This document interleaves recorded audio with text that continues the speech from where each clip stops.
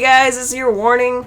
We do post up spoilers. At times we're relatively offensive. We use vulgar language. So if you think that any of those are gonna offend you in any way, shape, or form, take your step back right now. Cause buddy, this is not the place for you.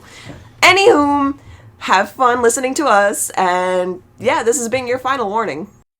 Welcome to another episode of Cinematic Anarchy, the podcasting equivalent of a newly sentient zombie that's wondering what the hell are all these brains for anyway. With me today, we have Christian. Hello, hello. And a returning guest, Beverly. Hiya.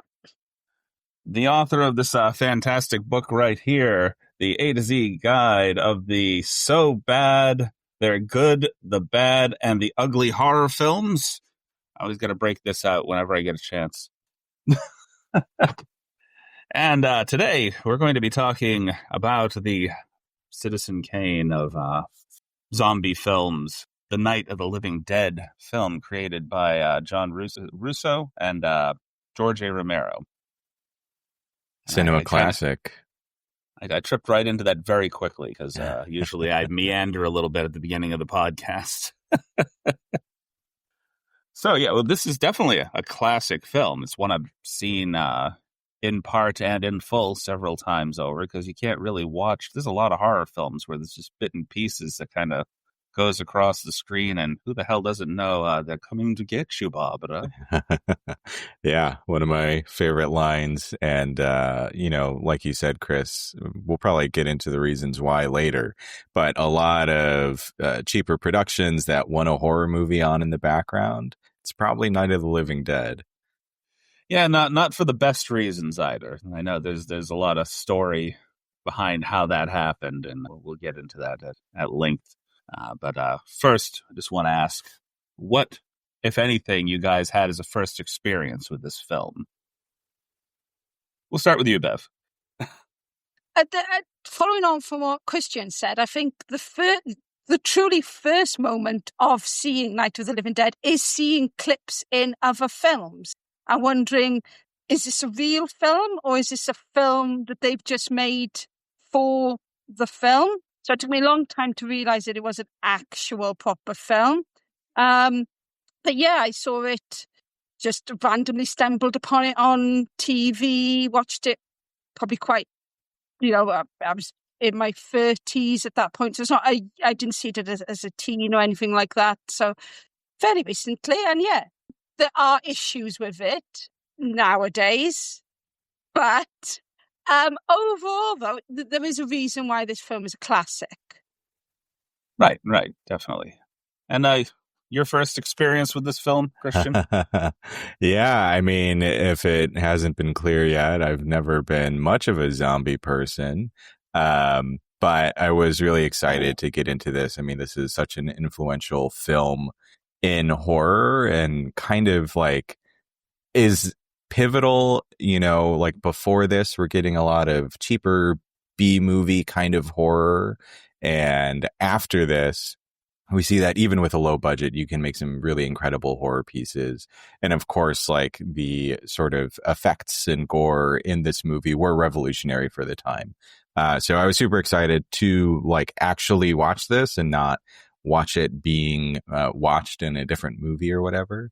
So yeah, first time, but it certainly won't be the last time that I watch it. I mean, I've watched it like 2 or 3 times over the past week. So I'll age myself with my little story just a little bit. I used to love one of my things. I'd get an allowance when I was younger, and I used to walk from where I was 2 towns over to the city area. Basically, it's not a big city, but it's a minor city in the Massachusetts area. I'm not gonna say what that is because I'm not doxing myself on this podcast, even though I probably have like 80 times before, but I'm trying to be more cautious. So I'd walk a few towns over, and they had this place called the Building 19, and their whole gig was that they would basically do literal fire sales. Like they would purchase other companies that had gone out of business, or they'd purchase stores that were shutting down. And I happened to just be wandering through there with a little bit too much cash in my pocket. And I think in the same sitting, I bought a VHS copy of Night of the Living Dead and the original Evil Dead movie. Okay. Two guesses which one I watched more, though.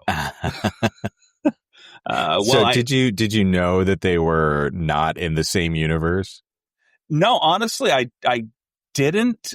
I mean, they kind of have similar themes. Obviously, one, even though it's a low budget film, technically there was a lot more gore to it. Right. And then you have the 1960s Night of the Living Dead film, which, for all intensive purposes, they pulled their punches with the gore. It was black and white. They didn't have a lot of money, and there was a lot you couldn't show back in the 60s. So they kind of, even with the headshots that they had to take, it sort of pull the trigger, then watch the body fall, but don't really show anything.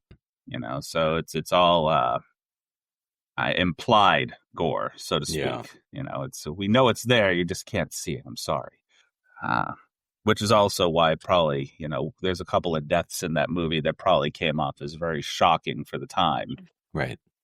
But yeah, so I used to love going to like Tower Records and Suncoast Videos and all those stores back when they still existed, and physical media was still a thing that you loved having in your home. And, everything wasn't relegated to that little square that you have in your hands at all times now. Actually, rectangle, because a square would probably be awkward. But yeah, that was my first experience, is just coming home that evening with 2 VHS cassettes and then watching. I was still kind of getting into horror back then. So, like, I was good with the Night of the Living Dead thing. I'm like, okay, that was fun. And then I put on Evil Dead. The Evil Dead, and I was like, oh. And that one stuck in my head a lot longer, I'll tell you that. But we're not talking about that yet. We're talking about Night of the Living Dead. Yes. So, Night of the Living Dead, for a little synopsis, which I thought the description from Waxwork Records page for the soundtrack was really great. So, written, filmed, and released in 1968 by a ragtag group of Pittsburgh-based misfits, Night of the Living Dead is an American independent horror film that follows the story of 7 people trapped in a rural farmhouse that is besieged by a large and growing group of living dead ghouls.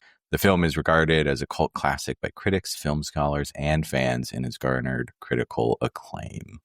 This film kind of actually started a lot of tropes, including the idea of not calling the zombies zombies. Well, everything but zombie. Yeah, right. So Romero always referred to them as ghouls. That's how they're referred to in the film as well, because they weren't necessarily thinking of it as a zombie movie. In fact, a lot of this was inspired by, and I'm forgetting the author's name, Richard Matheson. Yeah. Yes. I Am Legend. Yeah. So, Romero wanted to take some inspiration from that. I Am Legend, right, is about the sort of end state of an apocalypse where everyone is this vampiric, scary creature coming to get our lone survivor. Romero, with Night of the Living Dead, wanted to take it sort of from the beginning. What does it look like when this kind of outbreak is first starting, when we still have some people and some of these ghouls around? And so, yeah, he didn't necessarily know that he was making a zombie movie, and it introduced a lot of the key concepts for zombies, like eating flesh. Yeah. Sorry, my brain was off doing something else for a moment there. So this is the ADHD part of the podcast where my brain is listening and then takes about 5 seconds to process, and then my lips start moving. So this was a extremely low budget film for what it ended up grossing overall. Back in 1968 money, this is made for about $114,000, which adjusted for inflation would be probably just shy of a million, like about 900. I think they said 900,000 around there.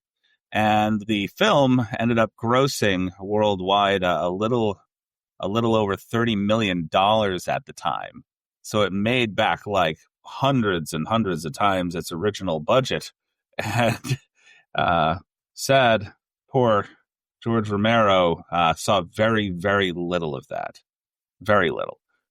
Due to some misconceptions he had regarding the distribution rights contract that he signed, which ended up, I think, I'm stepping on a point I think you wanted to make, Christian. Well, yeah, I'm happy to talk a bit about that. So originally the film was going to be called the Flesh Eaters, Night of the Flesh Eaters.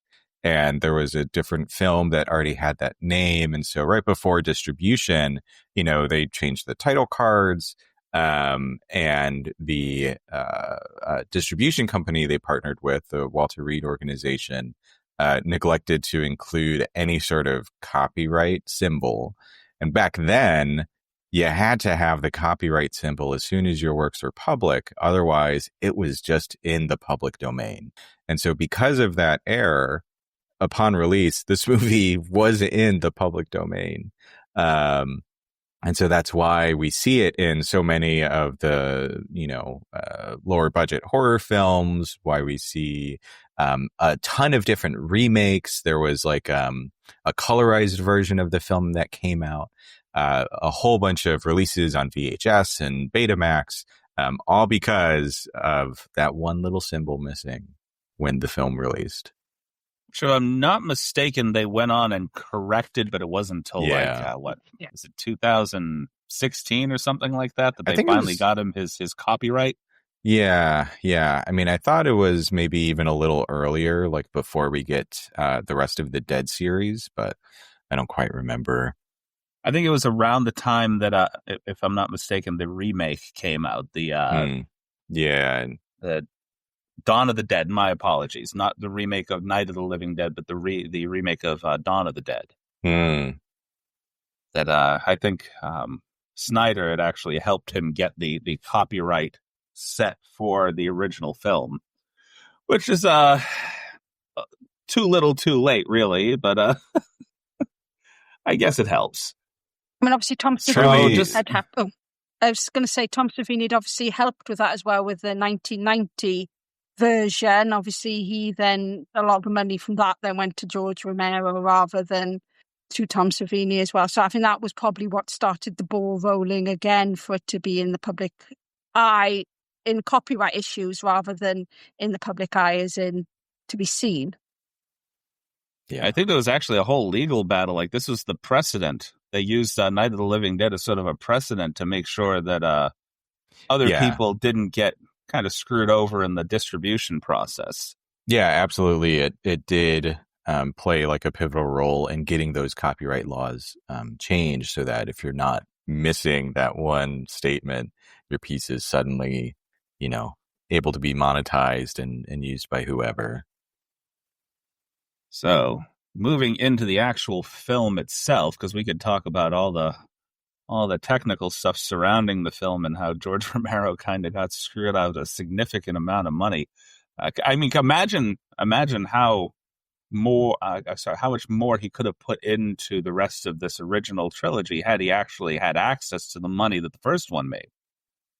Yeah, hard to Nothing say. I mean, against those films. Fortunately for him, the movie did get a lot of attention, and it really sort of pushed him into the legendary status that hopefully helped him secure more funds for his other projects. Some of those did pretty well, some of them, not so well. But he's one of those writers, directors, producers that I would put him right up there with Lloyd Kaufman from Troma, that knows how to do a lot with very little.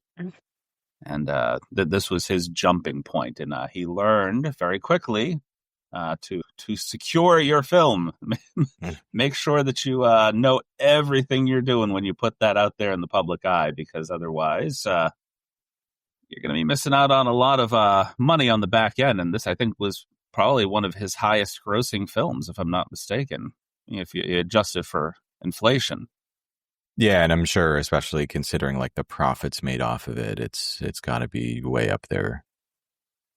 So our film, it opens on Johnny and Barbara driving out into the country to somberly lay a wreath or a cross on their father's grave at the behest of their mother, who was several hundred miles in the other direction. This is a complaint that Johnny had, like, okay, well, mom gets to stay home and we have to drive 3 hours out into the country to lay this down. And she used to do this with us in the past, so I'm not sure if his complaint is that she stayed home or she's too old to follow with them at this point. But they've been doing this for a while. Dad passed away a while ago. Yeah. And this movie probably came off as a little bit more comedic in this beginning than probably intended.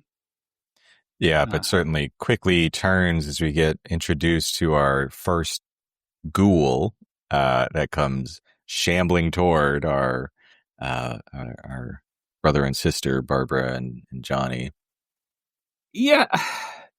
I had, like I said, I had a lot of problems with the film and how certain things happened.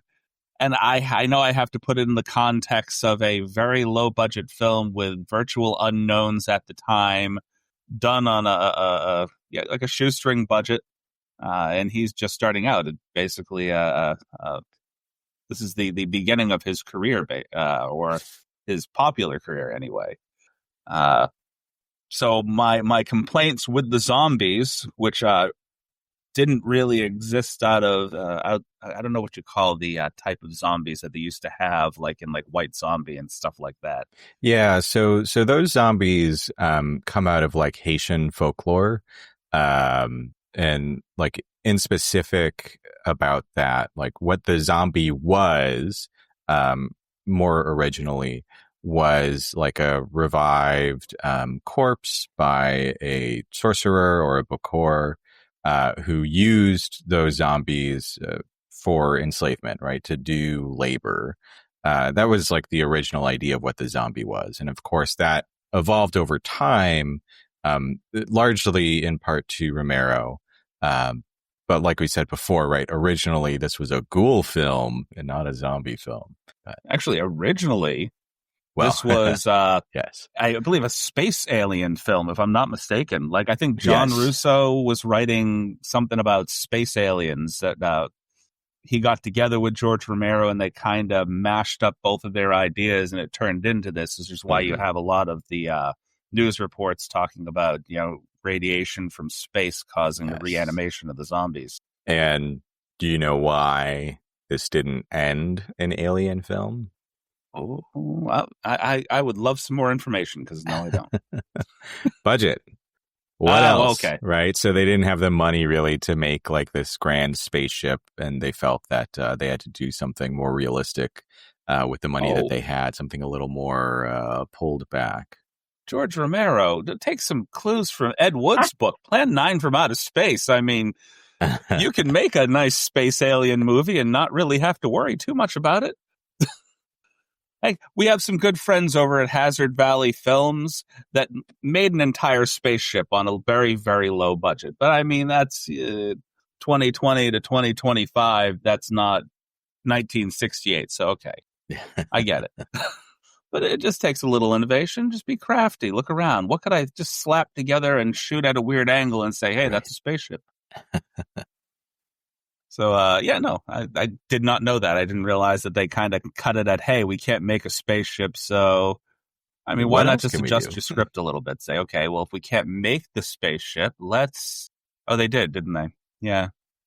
I talked myself right into the realization. It's like, oh, they did adjust the script to take this spaceship out of it. And yeah, and then it was like sort of flesh-eating aliens or something, and eventually that turns into the ghouls that we get. And budget, and we've talked about this in a few other films as well, was one of those creative limitations that led to a lot of interesting ideas, but it does come through in some aspects of the film. So if you look at like the zombies early on in the film, you get the kind of raccoon makeup where they have darker eyes, and that's kind of it. As the film goes on, we start to see, some more like prosthetics or a little more intricate makeup work. But, that was in part because they were working with that really small budget. And it was kind of a ragtag team of folks together working on this. So I think the makeup designer had like some experience in local productions, theater productions, and was just kind of, put into this role because they had the most experience that anyone did on the team for makeup. You couldn't tell that a lot of these people mostly had a theater background. Not at all. Right. Not Dwayne Jones. Even no the way. stage fighting was very much like theater stage fighting, not like film stage fighting. These guys weren't like taking clues from Clint Eastwood from Fistful of Dollars or anything. This was stage fighting through and through. Okay, fast forwarding just a little bit. They're coming to get you, Barbara, and then he walks away, runs away from Barbara. Barbara decides that she's going to try to walk past the gentleman that she felt was offended by her brother goofing around. And that guy decides to come in for a hug, a bitey hug. Somebody pointed this out to me. And this is where I feel Barbara became the soon-to-be one of the undead. I think she was already transforming throughout the entire film. I feel, well, if you look at a lot of the signs throughout the film, there's several scenes that kind of show that Barbara may have been bitten by this guy before Johnny met his demise, fending him off. And I'll go through, if you like the points very quickly, the ones that I noticed after they mentioned this. So throughout the film, obviously, she's a little dazed. She easily fainted after the little slap fight between her and Ben, but then she was talking constantly about feeling really, really warm, and she was taking her, she started kind of loosening things. Then partway through the film, she's completely taken the jacket off. The point that really struck me, though, was when Helen lights a match to light her cigarette, and immediately you see Barbara just kind of recoil a little bit and is just staring at the flame, which is something that they established throughout the film, that basically zombie no like fire. So they took a little bit out of Frankenstein's book there. Right. Right. But I feel like she got bit, and she just obviously went off into the sea of zombies at the end, but I feel like she would have been a zombie at some point, infected like Karen in the basement. Right. Yeah, which we see with Karen, that it can be a kind of slower process. Okay, I can believe it. It also helps with Barbara as a character as well, because obviously one of the problems that I tend to have is all of those female characters are so weak. There's no substance to any of them. And the fact that it's a common complaint, isn't it, that Barbara is just comatose throughout the film, not helping herself at all. If it's the fact that she's slowly becoming zombified, though, that then does kind of validate some of that. But if she's not, then she is one of the most annoying characters in the film. Oh, gosh, just completely helpless, disoriented the entire time, having a mental breakdown. Yeah, she was not very useful at all to anybody. But to be fair, she was pretty decently rewritten. That's not what Barbara was originally supposed to be. She was sort of supposed to be the final girl of this film. Mm-hmm. But when Dwayne Jones was brought on board to be Ben, they rewrote him. So his character, I guess, was originally supposed to be like a rough and tumble kind of trucker type. Yeah. And Dwayne Jones did not want to play Ben that way. And so they rewrote the Ben character, sort of making him the lead of the film and pushing Barbara to sort of this secondary, useless, just broken mode. So a lot of that was just her having the misfortune of having a gentleman upstage her at the time as I guess, an actor. I guess George just kind of liked him a little bit better than what his other prospects would have been. Yeah, and interestingly, Judith, I don't know if it's OD or O'Day, but the actress for Barbara and Dwayne Jones were really the only people that actually auditioned for roles in the film. Everyone else was kind of friend of the production team, or members of the production team itself. Johnny was Russell Streiner. Cooper was Carl Hardman.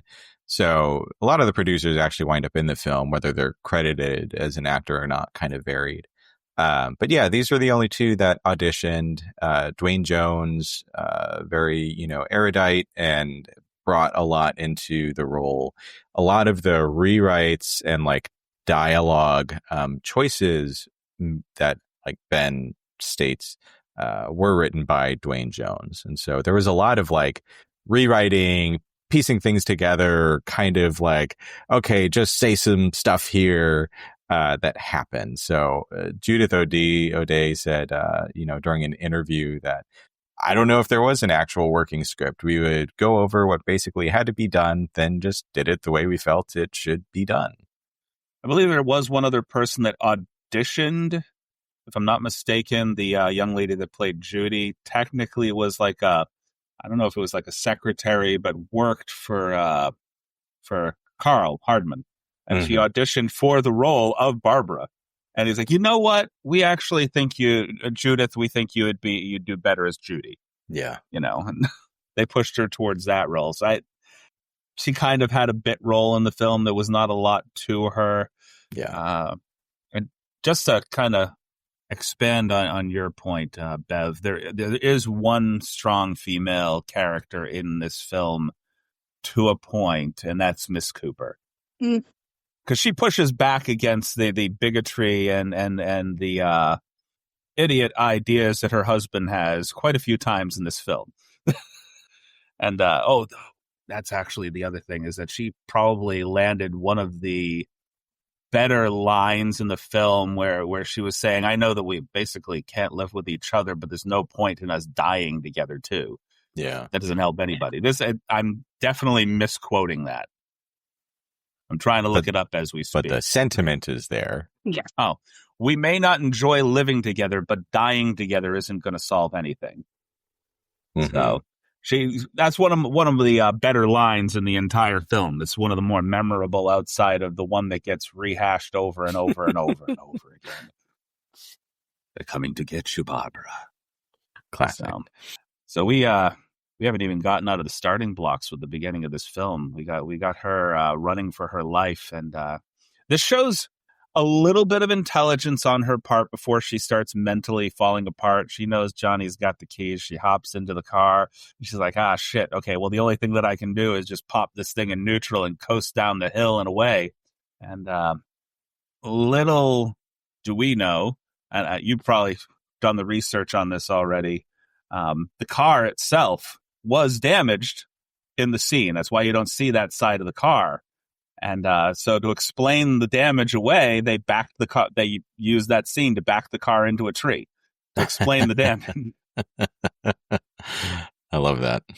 And then she runs out of her shoes and on to our farmhouse.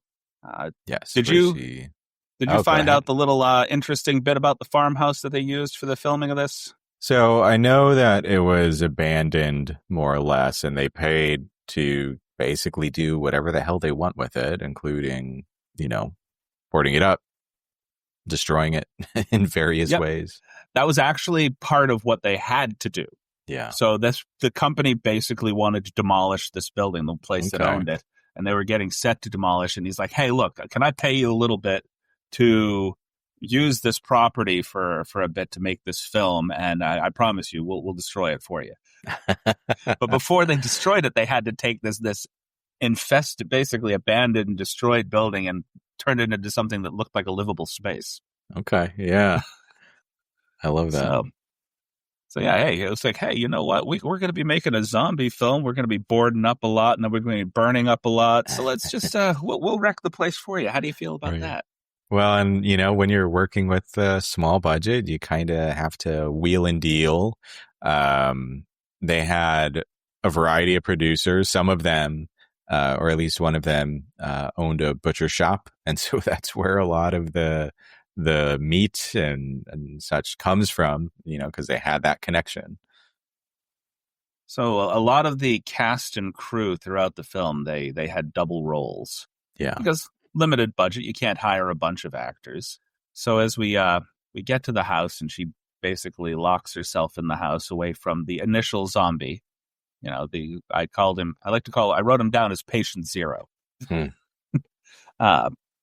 She gets in the house, finds the knife, and just wandering around. And this is where we first see the person that plays Karen. She is the corpse at the top of the stairs that freaks Barbara out. I almost called her Judy. This is not Judy. Two fairly similar looking blondes in the film, and I just I had to step back a couple times. Like, what is Barbara doing? Oh no, that's Judy. Okay, right. No. Doesn't help that the actress for Barbara is Judith. Judith, right? So, but I think they're both Judith, if I'm not mistaken. That I could be believe true, the first name for both actresses is Judith O'Day, and then Judith. I guess that was a very popular name at the time. Yeah, Judith Ridley. Okay, was the name of the character that played Judy. So it's I guess the casting call was we need a couple of Judy. Judiths to come down here, and non-Judiths need not apply, I guess, which doesn't explain Karen, or not Karen. That's not her actual name, but that doesn't. Oh well, hold on. Kyra is the name of Karen Cooper's actress, and then Karen is somewhere else here. I'm not even going to bother looking for that. Mm-hmm. That's the child is Kyra, and then Marilyn Eastman was Helen Cooper, right? Who was okay? Don't let me get Cooper's... on these ADHD tangents. My brain just wanders. Well, we're talking about connections. Helen Cooper, Harry Cooper, and Kyra Cooper. They were actually Hardman's family, Carl Hardman's family. So that was his wife and his child, I believe. I don't know if it was the child from the same marriage or not, but they were a family unit of their own. Well, I mean, it makes sense. They kind of worked as a family, and she seemed pissed off at him like a husband I got to work with every goddamn day. Jeez. Every day. Yeah, and that was true outside of the filming of this, actually. She worked at Hardman and Associates as well. So business partners and life partners and film partners. So shortly after, Barbara ascends the stairs, sees the corpse, almost throws up, then runs out of the building. First of all, kudos to her for running around an abandoned house with no shoes on. Because I know I would get a splinter in a second. Like, those floorboards had to have been dangerous. And she attempts to run out of the house and immediately runs face first into Ben. Which, now she's contemplating, okay, zombies, abandoned house with corpse, or Ben. You can see this mentally, like, rolling through her mind, like, okay, which one is more dangerous right now? So, she goes back inside, Ben follows her, and then he tries to go upstairs, sees the corpse as well, and is immediately disgusted. So everybody's looking at the kid that is Karen and almost throwing up already. Yeah, kid is not all right. No. Ben, right, played by Dwayne Jones. Some more casting info, right? When Romero wrote it, he wasn't necessarily envisioning a black lead for this role. But when they, had the auditions for Ben, it was like, this is the best actor that showed up. So we want Dwayne Jones in this role. And he purposefully didn't rewrite anything to sort of elevate the fact that it was a black protagonist. He thought he was being kind of like cool, hippie, whatever, by like just keeping the role exactly the same. And there are, which I'm sure we'll get into talking at some point, a lot of like parallels to the civil rights movement and a lot of like analysis around race relations coming out of this movie. Despite Romero really pushing the fact that like he wasn't trying to make any kind of film that was commenting on that, we'll get into that later, I'm sure. But yeah, Dwayne Jones is playing Ben, our protagonist. There were some very specific scenes that even Dwayne was very concerned about. Like, 1968, I'm a black man, and you've asked me to both slap a white woman and shoot a white man. in this film, and you know, it's like I want to make sure that I can walk outside as a human being and not have that be a problem, which is why I think he actually rewrote a few things, if I'm not mistaken, himself. Yeah. Dwayne Jones contributed a lot to like the character and story arc of Ben. I don't know exactly like if there were any moments that were vetoed or anything like that, but he certainly had concerns about like what the implications of being in that kind of role would look like. He was also very concerned about this being the only role that he was really remembered for. He did act in a few other films, but I do think this was the sort of biggest part of his legacy, for better or worse, in his wishes. So I don't know if this is a little side note on my own behalf here, Bev. I just want to say, feel free if you have anything to interject to just speak over us. We're adjusting our format a little bit on the fly. We are a little less disorganized thanks to the arrival of Mr. Christian over here, who's brought a bit more information back to our podcast than we've had in the past, which I thoroughly appreciate. Thank you, Chris.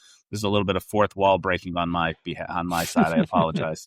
It's like we're in the middle of talking about a film, and I'm like, hey, Hugh, speak up, step over me, talk over us. We will quiet down. Because I have a tendency to meander, and we want to hear your thoughts too. Yeah. So, and speaking of your thoughts, Bev, what do you think about Ben's character? It is interesting because as much as you don't want to look or take his color into consideration, you have to because of the time. And it's very interesting, like you said, there is that reaction between Barbara, like what is worse for me as a white woman to be trapped in a house with a black man or to face zombies? And I wonder if that sort of moment of kind of like hesitation would have been the same if they had kept him as a trucker. If it had been this big, burly bloke, would that have been the same reaction? Possibly, but because Ben is black, it will always have more of a religious connotation to it. I think he's a brilliant character with, intelligence, strength, takes no shit. And the fact that he also happened to be black in the 1960s is just brilliant. And I'm not sure how much I believe Romero says that yes, he probably was the best actor, but I think there was probably an element of, well, wait a minute, I can use this to my advantage as well. I think Dwayne being part of the film is also why they had to thoroughly rewrite Judith's role, because I do believe that they had to, or they purposefully played on race roles of the time back in the 1960s. She is not going to react the same way to a burly white trucker that she is going to a black man who she's just run into outside in the 1960s. So I believe that she would have been more assertive and more talkative in the other role if we had the burly white trucker, as opposed to her sort of disoriented, subdued nature. She barely talked when he walked into that house. It was just immediately, you could tell it was fear of being outside, fear of the situation, not knowing what's going on with Johnny. And now you have another element as this black man that she doesn't know. So also be interesting what the age Barbara is supposed to be, because there's also an element of maybe not a virgin as such, but the fact that we don't know about family, the fact that it's her and her brother going to a father's grave, that maybe it's as much of the fact that she's quite naive to the world in general, as opposed to it just being the zombie apocalypse as well. She might be quite I got that feeling. I got that feeling of the good Christian virginal young lady from the conversation that you get in the car as they're getting out to go put flowers on the grave, and Johnny's contemplating, you know what, how many times have I bought this damn thing before? Because all you got to do a little spit and polish on the cross, and you can put some flowers on it, and they can resell it to us. We may have bought the same thing 12 times over, and we don't even know it. Yeah. And right, like for a large portion of the movie, she's wearing like the coat that's sort of covering everything, like very sort of modest, and I could see that playing into into it as well. She does lose the code about halfway through, but still, that's our introduction to her. I feel like they might have come from church at the time. Oh, makes sense. Because she was, because it's a Sunday. They were talking about, he kept talking about, this is in church. We don't need to do this. We don't need to spend this much time here. And she kept trying to usher her on, like, we had already been at church today. We don't need to do this again. Let's go. Come on. Come on. And if she had listened to Johnny, then this would have been a different story somewhere else. Yeah. They would have gotten out of there. She wouldn't have gotten bitten by the mister. So, okay. So we've got Ben in the house, and he's basically nailing the whole place up. And Barbara freaks out at one point because the corpse of what is going to be Karen downstairs later on, the corpse upstairs is dripping blood on her. Got blood all over her hand for some reason, which freaked her out. I don't know where she wiped that off because you don't see a blood stain on anything afterwards. Inside the jacket. Do you know what they used for blood? I believe chocolate syrup, if I'm not mistaken. Yeah, because it had the right consistency for. Oh, Hershey's didn't even get that money. It's Bosco. Yep, Bosco. I actually remember liking Bosco chocolate syrup a hell of a lot more than Hershey's, but I don't see Bosco anymore. I don't think they're around. Not here. Maybe Hershey's bought them out. Who knows? No but idea. yeah, it had the right consistency, and then with the black and white filming, the coloration was good enough. There was a couple of things that preceded this. Like he realized that the lights, that's why he left them on.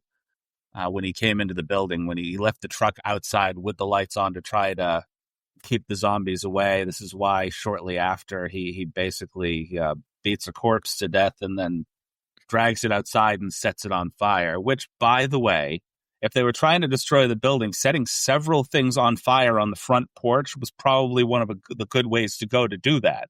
Yes. I'm surprised they didn't have an ensuing inferno shortly thereafter.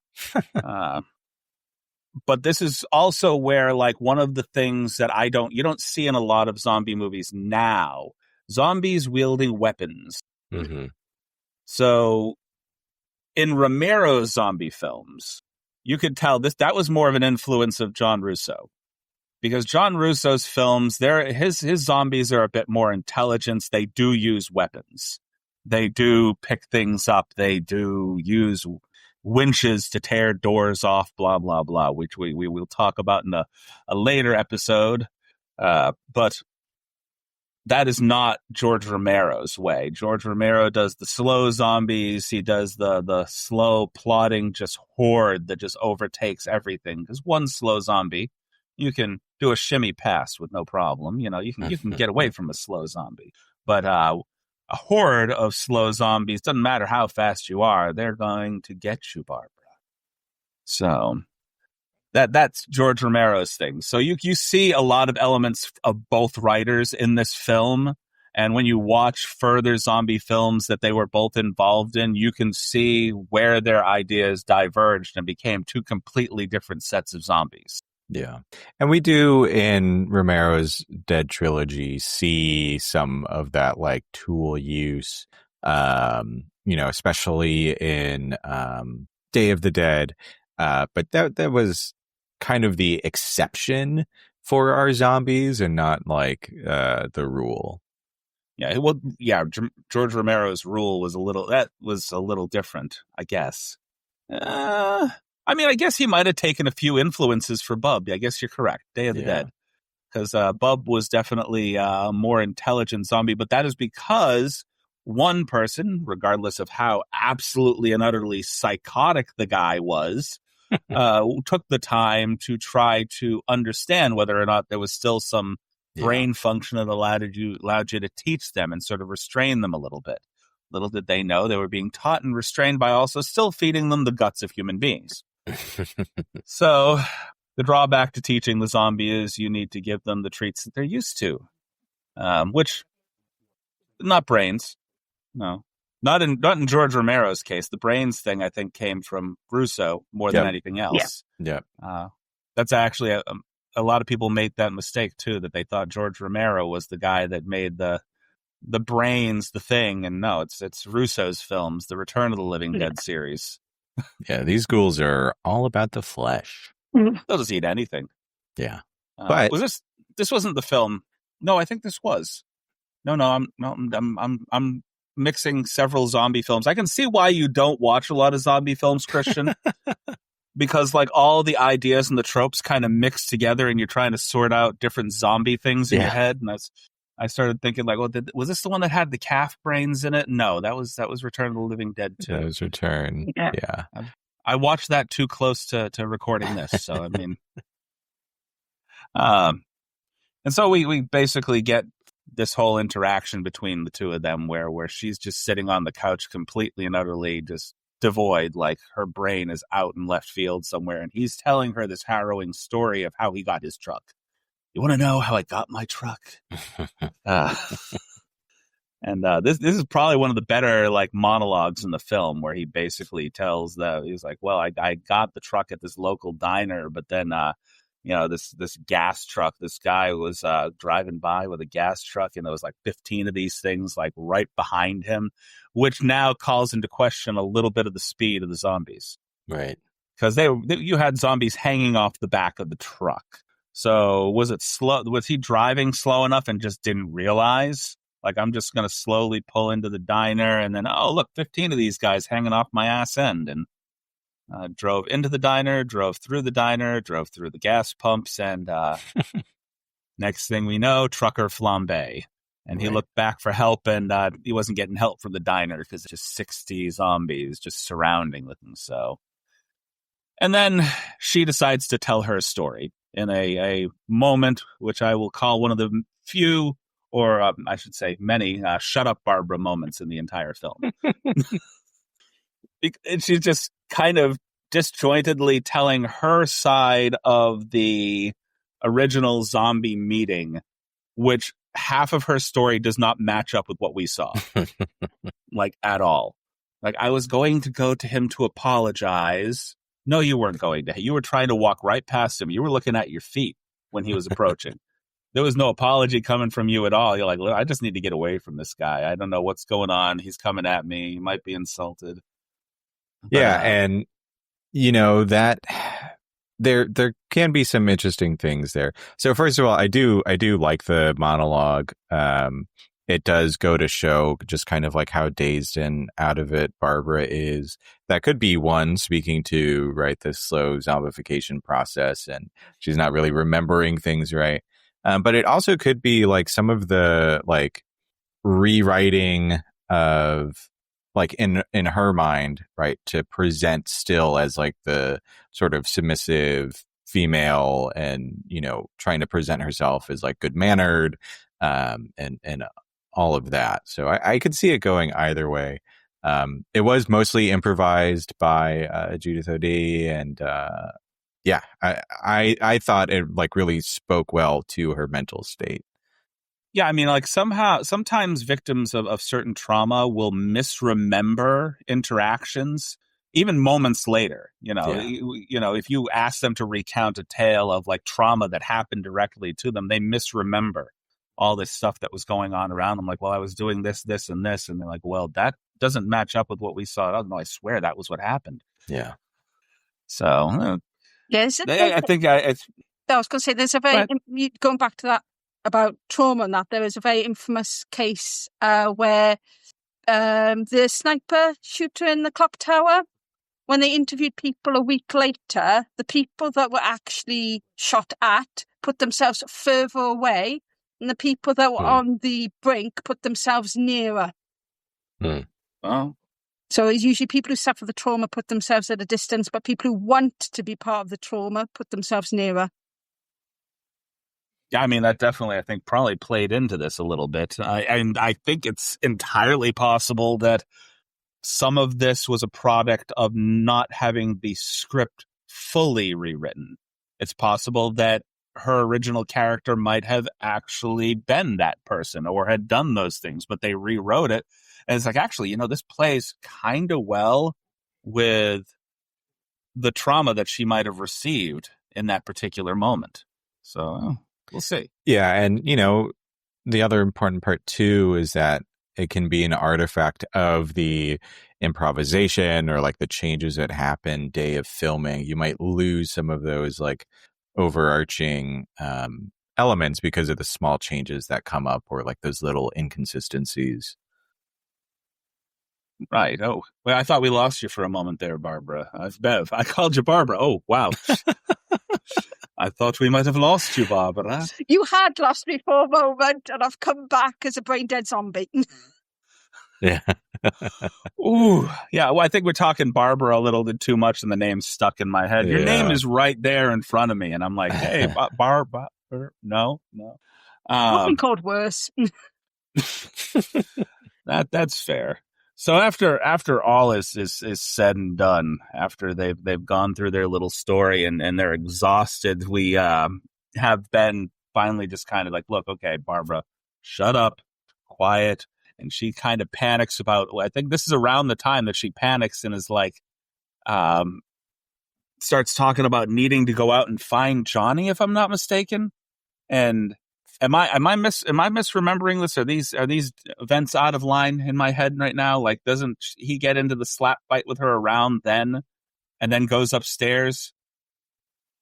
I'm trying to remember. Yeah, I've got all these notes here that I'm going through here. I got a note here that says we need nails, not the Lipton tea bags. This is okay. This is still while he's digging through everything, trying to find all the stuff to board up the windows. And the first thing that I noticed, I'm like, what is that box that he just kind of throws to the side? And I'm like, oh, those are Lipton tea bags. Okay. He throws the Lipton tea bags to the side for the nails. And I'm just like, we need nails, not the Lipton tea bags. So So I think she is saying that like we need to go back and get Johnny. And she's freaking out. Okay, no, so this is my apologies. So this isn't the part where he goes upstairs. He finds the radio before he goes upstairs.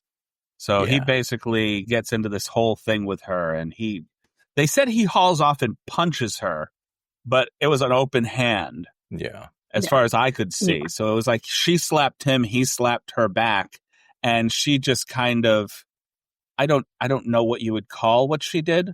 She didn't pass out. She just sort of slowly fainted from the shock of being slapped, it looked like. Yeah. Crumpled. And she definitely crumpled. Her weakened state from being bitten and subsequently slowly turning into a zombie, I think. I believe. That's why I questioned it. Barbara passes out from being slapped? What? But that's when he goes and finds the radio, and this is the first broadcast that we hear about the army of assassins committing mass acts of murder, a sudden epidemic of murder. The dramatic way that they presented the news back then, and I was like, that can't be the way that they were doing news back then. I actually looked up some old newsreels. I'm like, no, they were this dramatic. Yep. Like, the people that we have now just phone it in like, oh, this is my day job, read the teleprompter. This is not an acting session. But back then they were full on like presenting theater. Yeah. But could it be we don't have Walter Cronkite anymore. Could it be that we now live in a world for 24 news where they are doing it hours and hours and hours, where in those days it was literally a half an hour at probably certain times of the day. So they had to get that feeling across quite quickly. Putting that level of commitment into the daily news would be exhausting very quickly. Yeah. There's still a lot of embellishment and things that happen with news today, but it's in between my notes for find the working radio, sudden epidemic of murder. I have let's set fire to an armchair. That should scare them. This is where he starts pushing furniture out the front of the door to set fire to things to keep them away, and this is why I get increasingly nervous. Like, I kept feeling like they were going to set fire to the house somehow with one of these things, because they're not pushing them much farther. I feel like the corpse was actually. They set fire to it on the porch. And then the next scene, you see it like on the grass. And the grass is tall enough that why didn't the grass catch fire several times over already? Must have just rained. I have no idea. And then Ben finally comes in, collapses, and has a smoke, then goes to search the house, finds some shoes for Barbara. This is where Barbara finally, has that moment where she can avoid all other splinters throughout the house, so she doesn't have to walk around barefoot anymore. And at the same time, he finds the rifle, which will play into a lot of events later on in the film.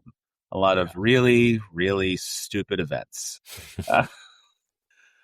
This is a ragtag, bumbling group of, if you just put a little bit of like Benny Hill music or like something behind a lot of this stuff, it would have played fairly well. Some Dawn of the Dead music, maybe. Oh, the mall music, yeah, right. I have a gripe with that.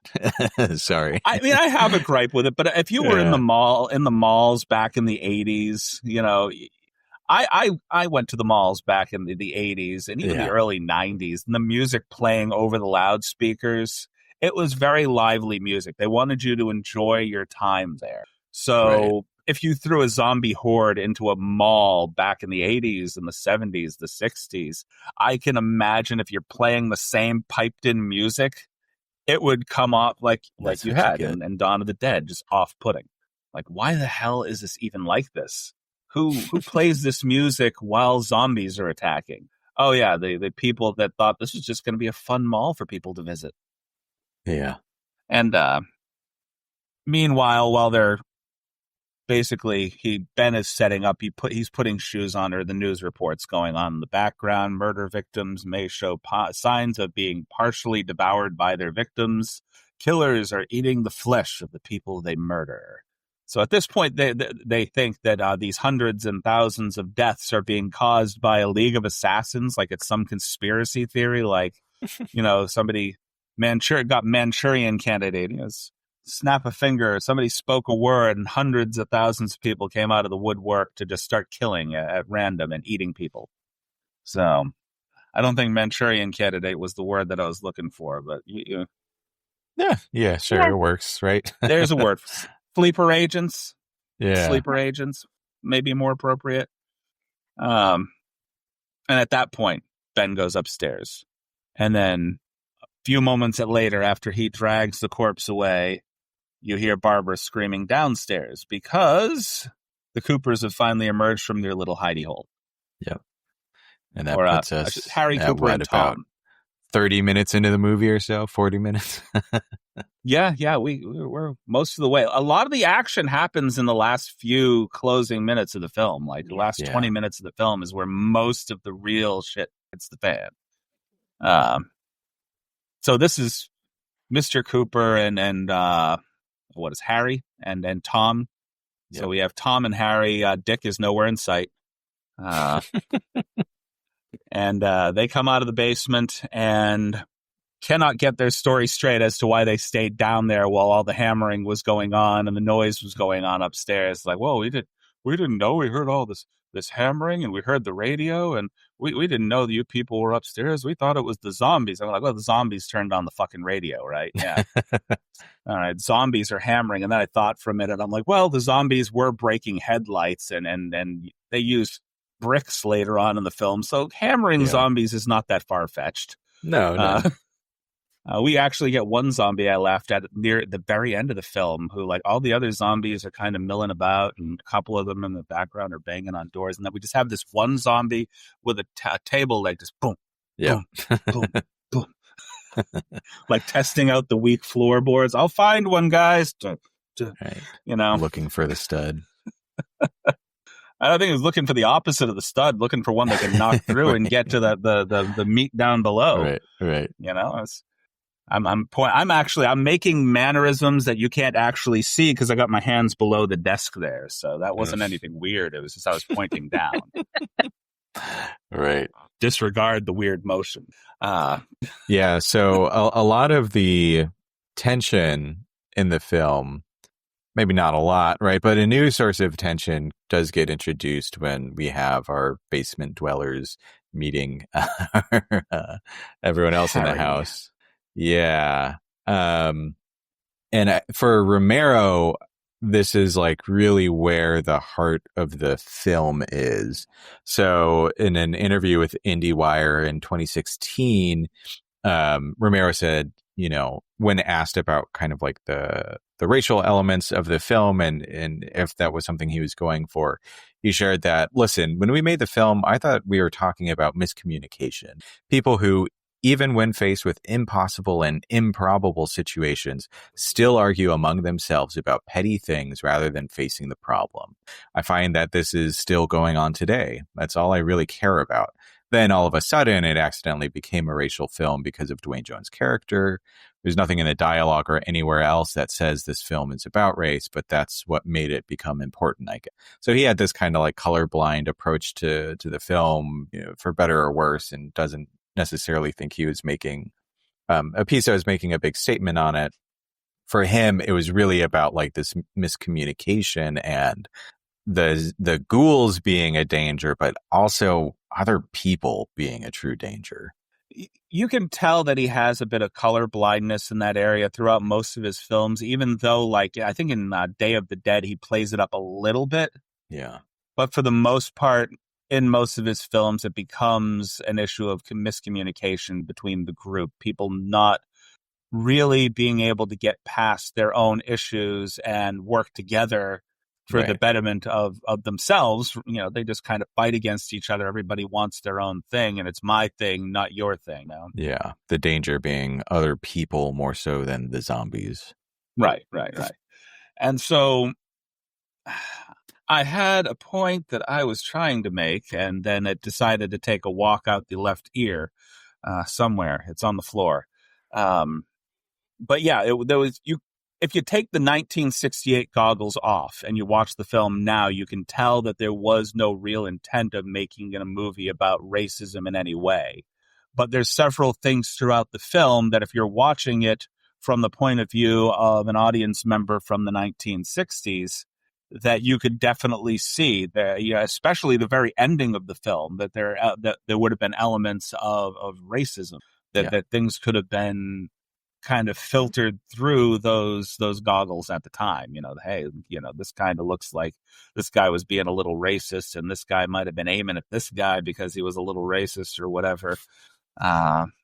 Yeah, and like there have been tons of like critical analyses and like dissertations, I'm sure, written with this film in mind, and whether purposeful or not, it does lend some commentary on the civil rights movement and race relations back then. Of course, like we have a very different perspective, kind of being in the modern era compared to when this film was made.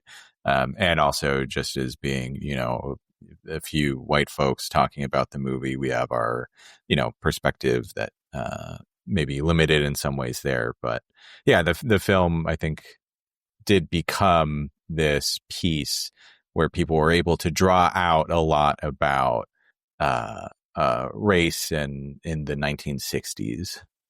And Harry definitely became the archetype for the asshole who causes all the tension later on in the film. And I believe Barbara might have dropped out for just a quick moment. If there's anything else you'd like to touch on while I go ahead and try to reach out to her, see if we can get her to log back in. Oh, Bev, and you know what? As soon as I say that, she's back. Don't worry. You did say Barbara again, by the way. I did say Barbara again, didn't I? At least I didn't call her Barbara to her face this time. I called her Barbara when she dropped off. They came and got Barbara and took her away. Just like Barbara in the film. That's the problem with saying that line too many times and talking about Barbara. She gets in your head. You got Barbara on the brain. She does, and now everybody's Barbara. Later on, I'm going to talk to my wife and I'll say, hey, Barbara. And she'll be like, who the fuck's Barbara? Why are you calling me by her name? It's just somebody in a movie. She got in my head. Don't worry about it, hon. Right.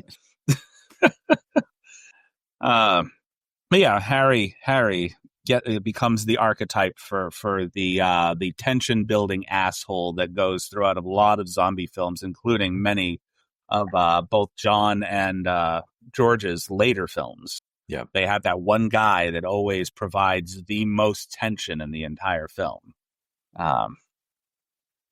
Anyway, moving. And they're usually stupid people who think that they're more intelligent than what they are. And to prove that, they overcompensate with their stupidity in form of intelligence. Yeah.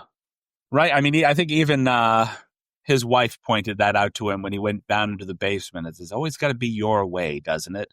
You know, everybody's got to have it, have it your way. It doesn't matter when anybody else. He doesn't like that. He doesn't like that she calls him out on that. And he's like, what do you mean by that? No, never mind.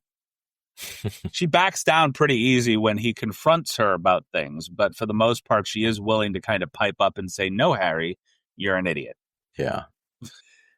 Which, strangely enough, as much as people protested and said, we're not going into that basement, there's no escape from that basement, where they all end up. Yeah. Or the survivors, anyway. Right. End up in the basement. So, I'm not sure if Bev has dropped out again. The video, I've got to let her know when she comes back. The video, we capture her native video and audio. So while it might look a little grainy and choppy on our end, when everything's cleared up, we'll be able to see just fine. Yeah. So these are notes for the video portion of the podcast. So if you ever want to go jump over to YouTube, if you're listening to us on Spotify, you can see Beverly jump in and out of the podcast. Jump scare, even. Jump scare. Well, we'll see. We never know We'll see when she gets back. So we'll move into basically the initial interaction between Mr. Cooper and Ben. If you'd like to talk that up a little bit, I'm going to go ahead and just contact her real quick, see if we can get her to come back on and stick with us a little bit. Yeah. Yeah. So, immediately when we have all of the characters come together, they're already arguing about what it is that they should be doing, right? Should we all go into the basement? Should we stay up here? Where should the radio go? And again, right, that's where we get this archetype for the very stubborn my way or the highway kind of Romero character that's trying to force their way onto others rather than coming to some kind of democratic option for what they want to do. And so it's, him trying to strong arm people. And eventually they decide, okay, you know what? Harry and the others, we're going to stay in the basement. And then we have our other characters with Barbara and Ben staying upstairs. So, yeah. Ben wanting to stay upstairs and bring Judy out of the basement with him. And, of course, his wife is kind of half and half. She kind of wants to stay downstairs with Karen because Karen is bitten and is definitely not doing too well at this point. We don't have a lot of conscious moments with Karen outside of a small amount. And Judy, her name's Judith. Judy is more than willing to kind of come upstairs and listen to her boyfriend. So a lot of the girls, I can understand what Bev was saying. A lot of the women are not the strongest role models. Right. And you remove the one person that was kind of supposed to be the final girl in the film and turned her into a passive kind of disoriented woman. Right. And so it does look like, my apologies, we are having technical difficulties with Bev. So we can, I'm going to just let her know to hop back in whenever she needs to, and we can kind of catch her up a little bit as to where we are if she's able to log back in. Yeah. And so basically at this point we are, I think at this point we find a television, if I'm not mistaken. So Tom and there's a whole thing. It goes from them coming out of the basement. Ben is absolutely saying, no, I'm not going down to the basement with you. And there's a couple of zombies that try to break through one of the windows as they pass by. And then Tom subsequently starts hacking the fingers off of the zombie, just cutting. We have one getting his fingers cut off, and then Ben just kind of trying to shoot the other one with I think he just shoots him 3 times before the corpse finally lays down. And I don't think any of them were in the head, if I'm not mistaken. Right. Yeah, they eventually start to learn that you have to go to the head to take him out. Okay. Welcome back, Bev. Hello. I feel like we're having some slight technical difficulties here. Yeah, I know that I know that the app that we're using it actually catches your native audio and video. I'm not sure if there's some maybe some Wi-Fi issues that are happening here. I do apologize. We have gotten to the point where we're at a window right now with Tom, and Tom is hacking the fingers off of a zombie that's trying to get into the house, and of course Ben is trying to shoot a zombie 3 times. So 3rd time's the charm with the shooting of the zombies, but I don't know if this one is fully dead. The corpse had the wind knocked out of it, I think, at best, because you're supposed to shoot them in the head. Yep. And shortly after this, so Harry goes back down to the basement with his wife. So we have Helen, Harry, and Karen in the basement, and they find a TV upstairs. And this is when we start seeing the television broadcasts. And this is also when I also had a pretty big problem with the movie. Mm-hmm. Again, it's 1968. So, I mean, there's only so many problems you can have with anything that they're doing. But this is all supposed to be happening in the moment, if I'm not mistaken. You know, we're getting reports of this, we're getting reports of that. And every time they show a live video of something being reported on, it's the day. It's daytime. So we're talking to politicians, it's the daytime. You see the sheriff, it's the daytime. People are shooting things, it's the daytime. And I'm sitting here like, no, this is like 3:00 in the morning. What are you guys doing? There's no light outside.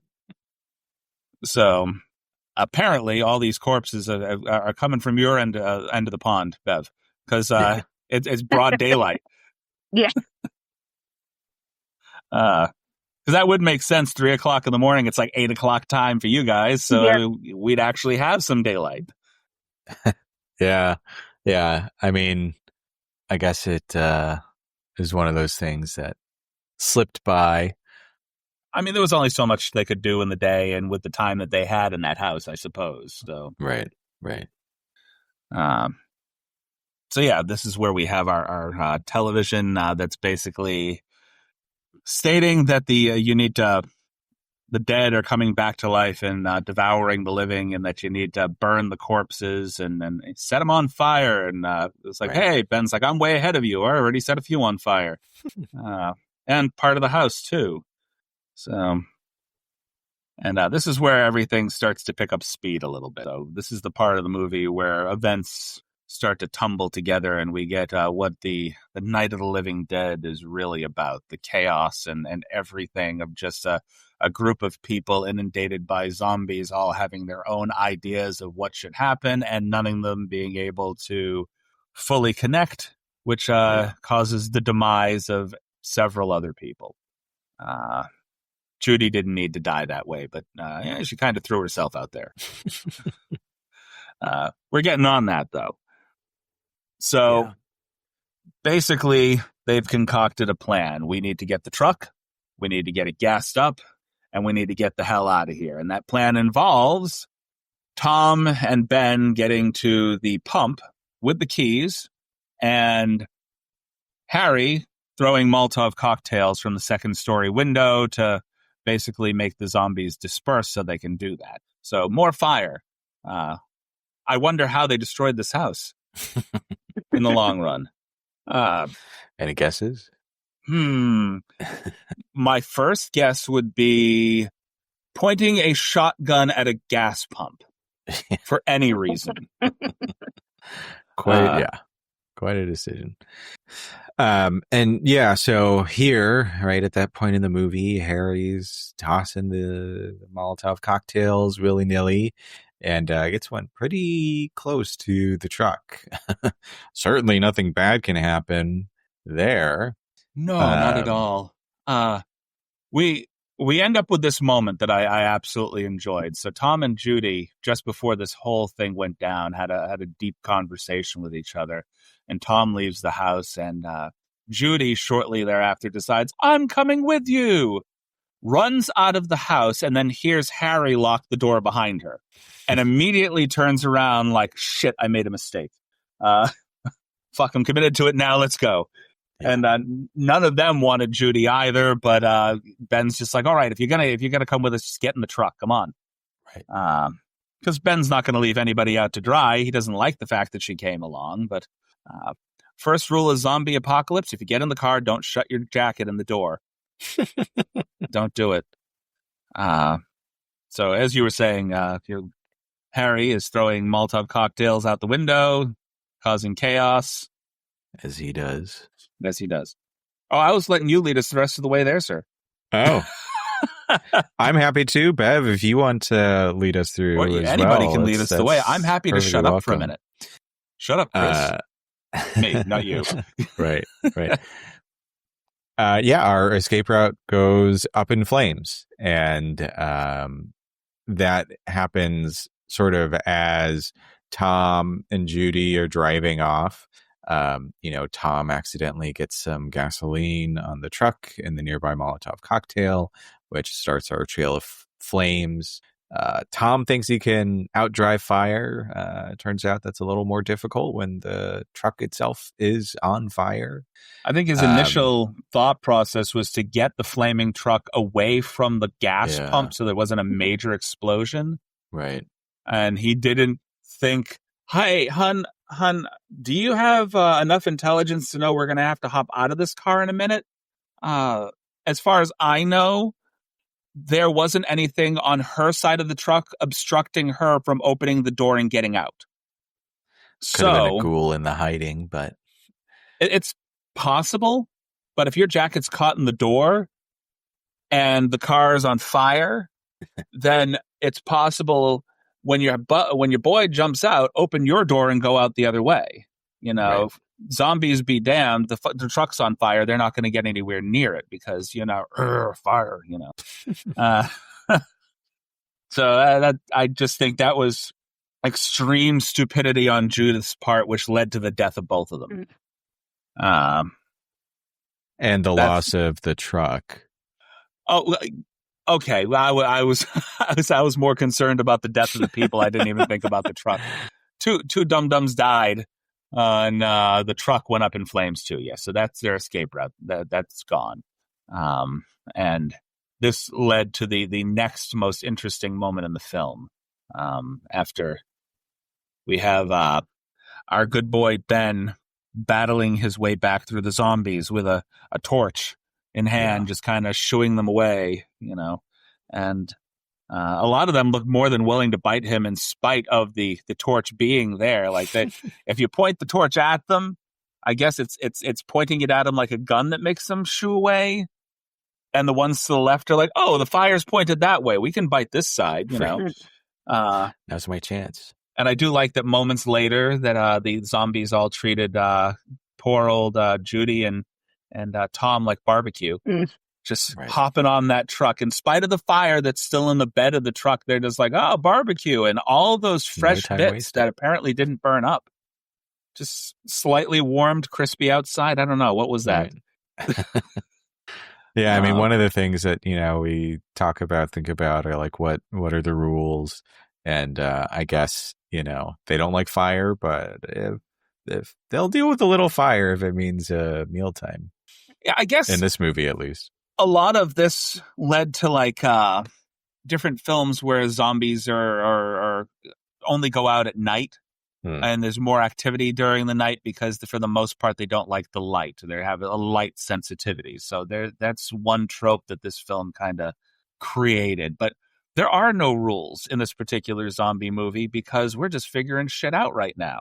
Right. It's like, what are the rules of the zombie film? I don't know. We're the one making the rules. So right. Well, and this was sort of retroactively given the title of a zombie movie, right? Because to Romero, these are ghouls. This was like originally, I think the film was the Night of Anubis. Flesh Eaters. Well, yeah. So there was Night of the Flesh Eaters. Was pretty close to like the actual release, but Night of Anubis was another one that was like kind of in the running. I think it was like I think it was the second. I think the Flesh Eaters was just before the release. And I think the second name for them, I can't remember the original working name for the film while they were writing it, but the second name for the film was Night of Anubis, but they were worried that American audiences wouldn't quite understand that reference. It was called like right. It was called like Monster. I don't think it was Monster Movie, but it was something very generic, like the Monsters or something strange like that. It was Monster Flick. Monster Flick. Yeah. Which sounds like something that the Wayans brothers would make. Right. Like, scary movie, Monster Flick. Monster Flick. Mind you, Wayans brothers, I don't think they existed out of maybe one of them being an idea back in the 1980s. We should have a kid. Oh, which one? Keenan Ivory. Yeah, okay. So post truck explosion, right? Ben comes back, and we get another power struggle between him and Harry. Because Harry's already locked the door. He can hear the zombies outside, and he's making this conscious decision not to let Ben in. And you can tell a lot of that is because he knows if he lets Ben in, that he is going to... He knows that Ben rules the roost when he's in the house. He doesn't have any power. And he's like, well, if I leave Ben outside, then I don't have to worry about losing my power again because people will listen to me. Right. And again, this is another moment where you can get into some like interpretations of how it might be representative of, race in the civil rights movement, right? Locking people out, letting them fend for themselves while you kind of can keep control of the resources. Right. And Ben isn't having any of that shit. He just kicks the door down. Like he's going in to raid the apartment or whatever. Right, he has the door right in. He has the big torch and the rifle in hand as he, kicks the door in. And Harry, like at first, kind of like hides from him. He's like kind of cowering behind the windowsill before he does eventually run up to help him secure the door because he's like, well, shit, all right, you're in. Let's try to keep the zombies out, I guess. Yeah, that was all self-preservation on his part. Yeah. Like he's like, okay, well, if I don't help you nail that up, then we're all dead. So, and then shortly thereafter, Ben decides, you know what, you're a real asshole. It's time that I punch you too. And yeah. Ben's kind of aggressive in this film, but usually for a good reason. Yeah, right. He's a very like logical, calculated character, and he understands, right? Like when he needs to use that physicality. I mean, of course, in this moment, I think too, he's just like pissed off at him. Like they were trying to make a team effort work, and Harry was kind of the downfall of all of that, and in part, perhaps because of his like selfishness or self-preservation. What do you get out of this scene? Let's be honest. I want to say the selfishness and self-preservation were one and the same with him. I don't think there's a lot of separation. Yeah. How did you see the both scene? the men want self-preservation. It's just that Ben wants self-preservation and to help others. Well, obviously, Harry's just in it for himself. And I think it's even beyond his wife and his child. As long as he survives, that's all that matters to him. If then his wife and daughter survive, well, that's an added bonus. Right. I mean, I do believe he has like those protective instincts, like wanting to protect his wife and daughter.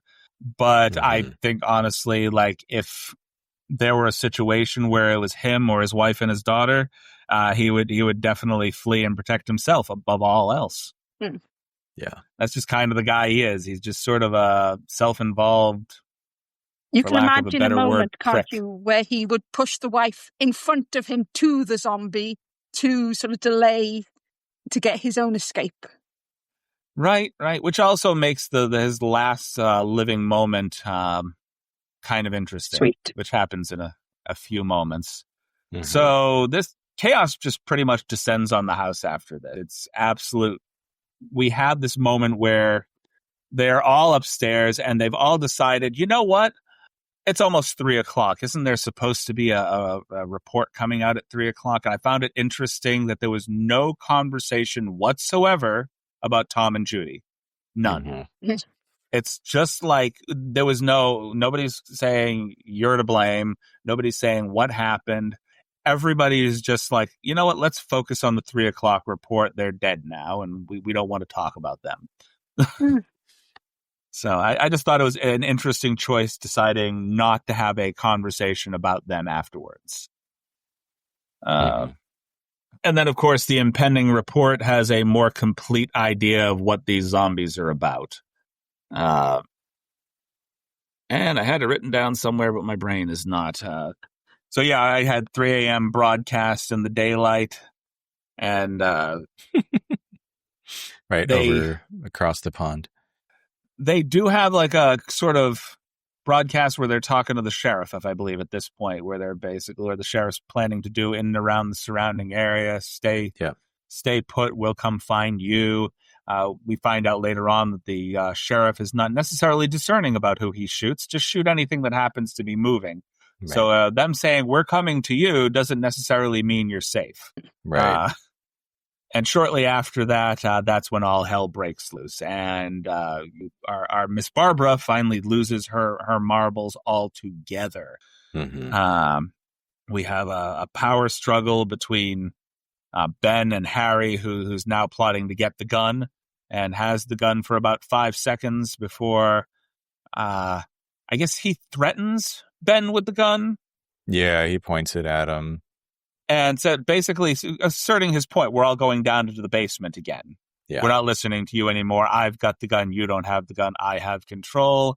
And then Ben does what I would like to call some of the shittiest stage acting I've ever seen. Just kind of half-heartedly lobs a piece of wood at him. And Harry just kind of goes, oh, the wood touched me, and drops the gun. And the impending fight was just sort of, I think they had it too close for any of it to really be too believable. Yeah. None of those punches landed. It was just sort of throw, punch, react, throw, slow, punch, react. Yeah, and they kind of wrestle over the gun for a moment, and Ben eventually gets a hold of it. And he actually shoots Harry here. This is the only moment where I really felt like, I mean, Ben was justified in a lot of the stuff that he did. I think Ben, in the heat of the moment, shot Harry and didn't really think about it. Like, yeah. I think that the consequences of shooting Harry, I don't think it was in his mind. It was just sort of, I'm done with this guy, and bam, bam. You know, he's going to attack me at any moment he gets, so why keep him around? And so that was the first self-serving thing that Ben did the entire time. Even if it was protection for himself, the guy was already on his back. He didn't need to do that, but he did it anyway. And this is where Harry uses his dying moments to crawl down the stairs, reach for his daughter, and then set himself up to be a zombie meal. Yeah, basically. And, you know, I mean, this was like the second or maybe even third like altercation that Ben and Harry end up having. So, you know, to Ben, maybe it's like, hey, 3 strikes and you're out, right? Like, if you can't work with me and you're actively working against me, I need to do what I have to do to keep myself safe, but also the other people who are upstairs here with me, including your wife and Barbara. In this particular case, the version of 3 strikes you're out is being ventilated by a rifle. So yeah, it's a 1, 2, 3 strikes, boom, boom. Right. So, and that, by the way, that gun held a lot of bullets and didn't need to be reloaded as much as I would have thought. One of those endless bullet guns. It's like, I found a box of bullets. Miraculously, they are now all in the gun. Right. We don't need to reload. That would just take too much time. Yeah. And yeah, you know, things sort of quickly continue on from this point. Zombies start breaking in. Helen, this is where Helen almost meets her end. And Barbara finally gets 5.5 seconds of lucidity and runs to try to help, I guess, Helen kind of fend off the zombies. Yep. And this is where good old Johnny, driving gloves still on his hands, comes back on the scene. And she's just like, Johnny! Right. It was No glasses.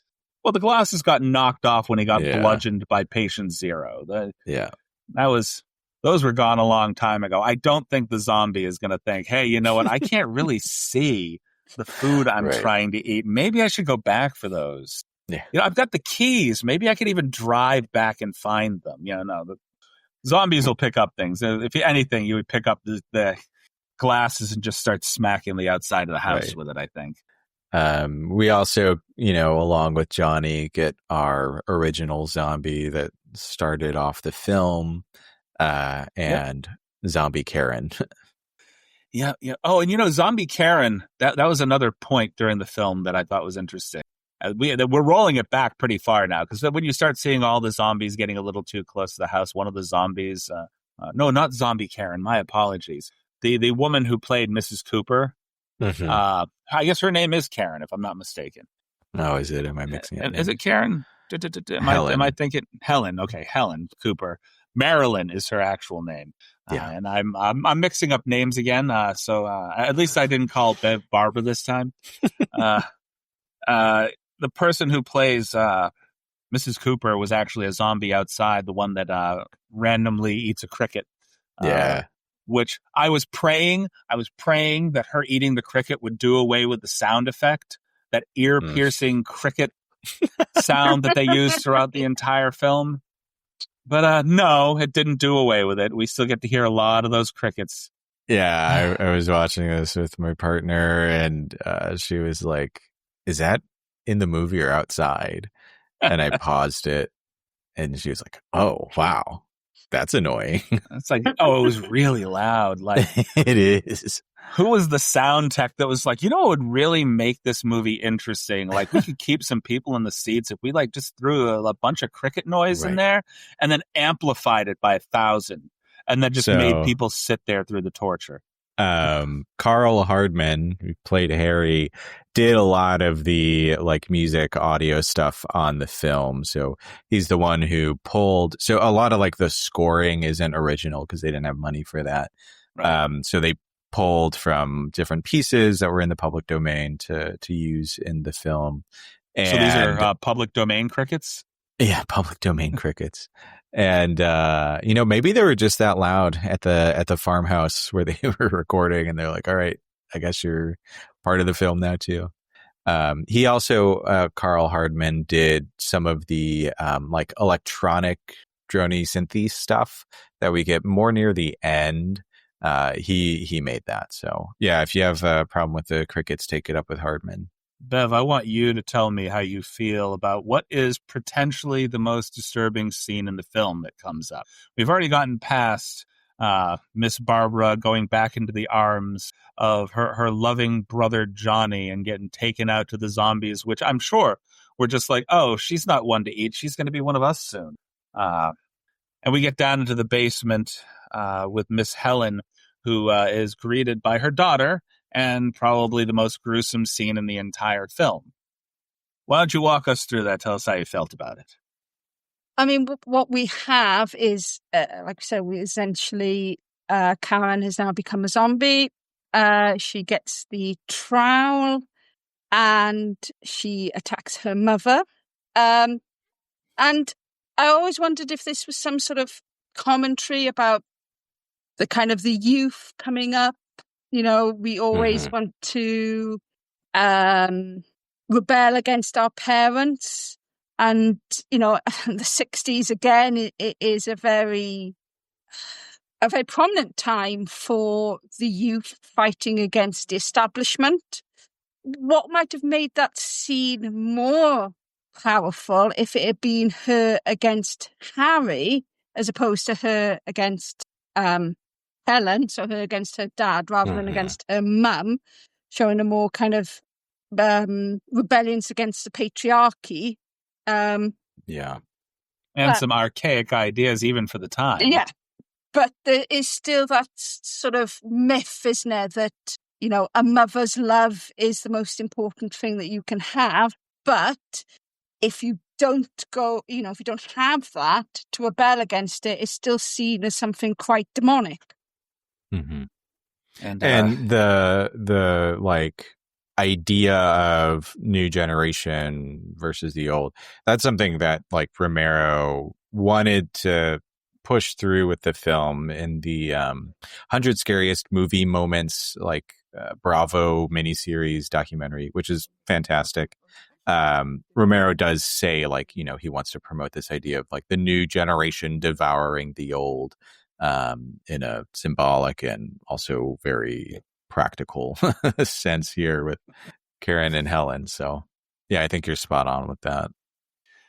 This is one of the reasons why this ended up being one of the more disturbing films of the time, was because of the way that it was initially released to the public. So it was released to the public prior to them having a MPAA rating for it.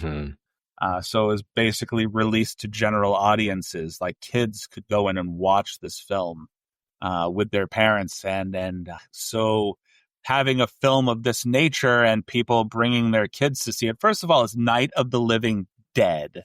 Use a few moments as a parent to read the name of the film, read the idea behind the film, and think, maybe I shouldn't bring my little kids to see this particular film. But as we'd established earlier, though, that the horror landscape, though, at the time was quite B-movie heavy. So even if, you know, having a title like Night of the Living Dead might not have had the same impact as it would these days, well, we're much more savvy about what horror would entail. And, you know, they might have still thought, despite the title, that it was going to be, quote unquote, a light-hearted or, you know, not so horrific horror. Yeah, I think a lot of it had to do with sort of when the premiere time was, which if I'm remembering right, it was like a Sunday matinee kind of deal. That, you know, yeah, they were just used to the B movies, and this was very different, very nihilistic, right? It's not a happy ending, and the gore that we see is so much more realistic than like what had been depicted before.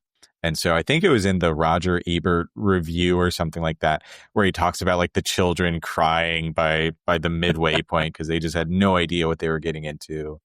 Right, because your opening scene even doesn't lend you to feeling like it's going to be like anything gory, anything tense, up until, you know, I want to say our zombie number one there, the first zombie comes in for a hug with Barbara.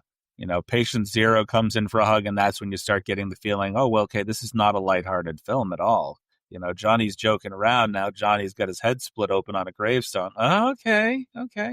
Yeah. You know, so circling back around so we can close out at least the discussion of the film itself. At this point, we've got Karen in the basement. Helen in the basement, along with Harry, and Karen is basically having eaten one. She's eating one and has basically eviscerated the other. And Ben is now coming down to the basement because Karen has come upstairs. We've chosen not to kill the kid in this movie, which is fine because that would probably been a step too far for the Ben character. We've just locked Karen out with the rest of the zombies. Right. And, you know, you could argue that Karen was already dead.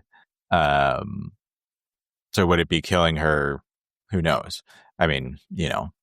Killing the reanimated corpse of a child still would probably have been a bit more than the imagine the children in the theaters. Forget the slightly harsh review. That would have been like, I cannot believe that all these kids were in the theater and Ben blew her head off. You know, can you imagine that review? It's like, they would not put that movie out. It's like that would have had the Sunday matinee and then it would have never been seen. Right. It would have been on the video nasties list. Yeah. It is a great breakdown of family units, isn't it? Because we have the family unit of the parents and the child and that breakdown, but we also have the breakdown of the brother and the sister relationship as well. And it's ultimately the people are consumed by their own family. There might be a representation of them feeling stifled by the family units that they found themselves trapped in. So Barbara feeling trapped within this kind of sibling relationship with Johnny, and then the mother being trapped within her family unit, which is hinted at with the way that she has her back and forward with her husband. Right. And we see a similar breakdown as well with like the government, right? Ultimately, the movie ends with the sheriff and kind of whoever the hell else has a gun and wants to walking around and shooting more or less anything that moves. No process to it, no real investigation. It's just sort of indiscriminate killing. I would love to ask George Romero. I know he's not with us anymore. Maybe I can go over some old interviews or something. Maybe this was approached, but Ben was literally the only black man in this film. Like, even with the militia scenes where they were going and hunting down the zombies, it was all just sort of white Southern youth is what it looked like. Mm-hmm. And it was very, that's why I think a lot of the stuff near the end felt very racist. And to clarify, right, what happens at the end is Ben is spotted through the window from the, pack of gun-toting folks, and he gets shot. Right. So basically, he's leveling a rifle to protect himself to see what's going on, and the sheriff from the distance says, "Just shoot him in the head." Yeah. By a guy who, if I'm not mistaken, one of the guys that was with him strangely looked a lot like a slightly, I wanted to say older, but he looked a lot like Kirk Douglas. Yeah. He really did. It wasn't Kirk Douglas, because, that movie did not have Kirk Douglas money at all. No, but it does look a lot, like Kirk. And then it's still imageries as well. So after they've been shot, then you see all the still imageries that very much feels like the sort of still imageries that you were getting from lynchings. And I think that was quite a powerful moment that we didn't actually see it in as a movement, but just those stills of the body being dragged to the funeral pyre with all of the others was, I think, more powerful than it's just actually seeing it happen. Yeah, and with like the hay hooks. And so I think that also lends itself to the idea of like, these aren't people that they're dealing with, right? And so the film is about, separating the people from the other. And in the end, Ben is seen as the other, which is why he gets shot. Yeah. Right. And I feel like we're not even touching on like the disconnect that you would have to shoot a zombie which looks like a person, because these zombies were not exactly the rotting corpses you see in later films. Right. We slowly get to that rotting corpse level in a lot of ways. And I think honestly, much as I love George Romero, Russo did it better when it came to a lot of the special effects that they used. Tarman and everything. Like there was some interesting zombies that they used in those Return of the Living Dead films. But in this film, it being like the starting point for a lot of what you would call modern zombie films, there wasn't a lot of makeup or anything to differentiate yourself from, or the zombies from actual human beings. Yeah, and the makeup does evolve over the course of the film, just as they got more money and as they got more experience. Because this was sort of a piecemeal production of, okay, we can shoot up to this. We're out of money now. Okay, Romero, go show what we have to investors and get us some more money so we can keep going. And so we do eventually start to like get more prosthetics and stuff. But yeah, it's certainly not rotting corpse kind of look that we get even in like Day of the Dead. So we've reached the ending of our film. I believe Miss Bev has dropped out again for just a moment. We seem to be having a lot of technical difficulties on that end. I do apologize, Bev. If you're able to join us for the wrapping up, fantastic. We'll drag you into that, kicking and screaming or otherwise. But if not, I'll just say this real quick before we get in there. You can find Miss Beverly Price's book on Amazon.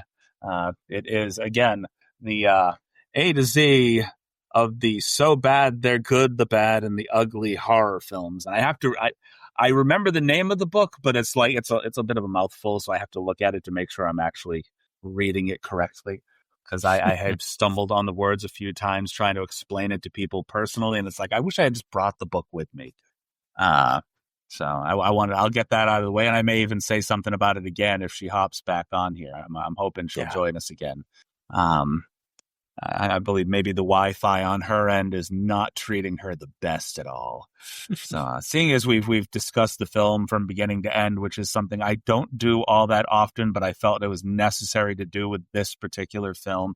Yeah. Overall, how do you feel about the film? I mean, it's a classic. It revolutionizes horror. It changes our definition of what a zombie is, for better or worse, right? I mean, it does change it quite a lot from the original Haitian folklore, but this is what the now default understanding of what a zombie is. I think that, again, working with the limitations that they had, they made some really amazing things happen.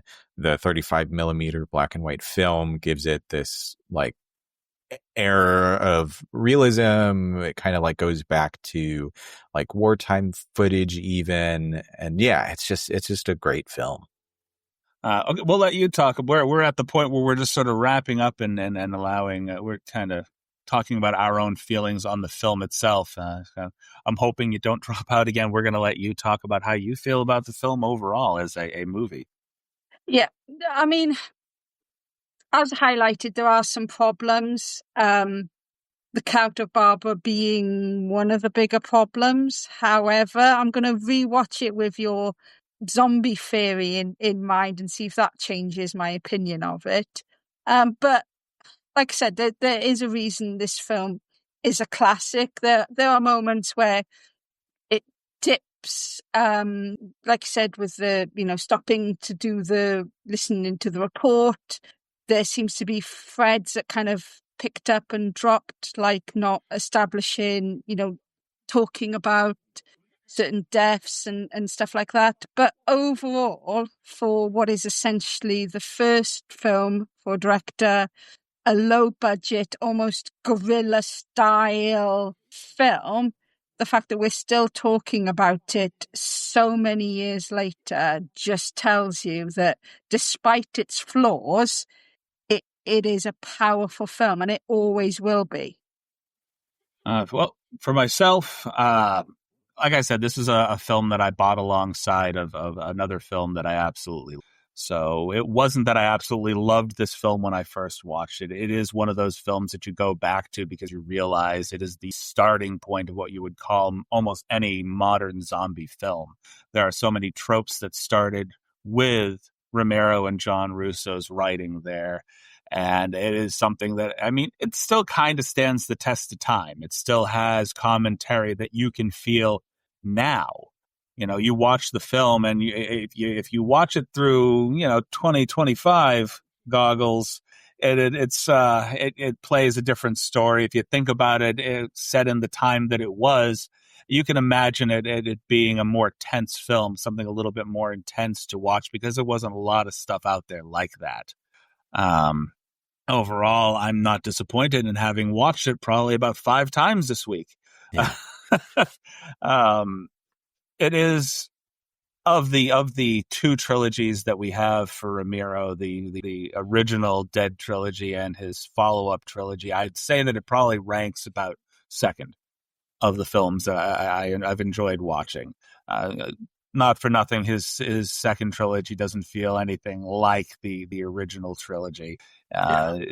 So much separates the originals and their groundbreaking work from what Romero was able to do with subsequent films. It's like, well, I got a lot more at my disposal, but it doesn't have that gritty feel. It doesn't have that kind of guerrilla built from the ground up feel that those. So yeah, I'll give this a good second place. And this here is going to be the one of the final 2 or 3 times that we steal from our good friends at Two Chicks Talking Flicks to go ahead and rate this film. The idea is that you take a particular item or person or whatever you'd like from the film, and attribute a 1 to 10 rating. 1 being the worst, 10 being the best. I almost said 10 being the worst. It's like, oh yeah, well, it was a 10. That was real hard, real bad. And in my particular case, I'm going to give it for Night of the Living Dead. I love it.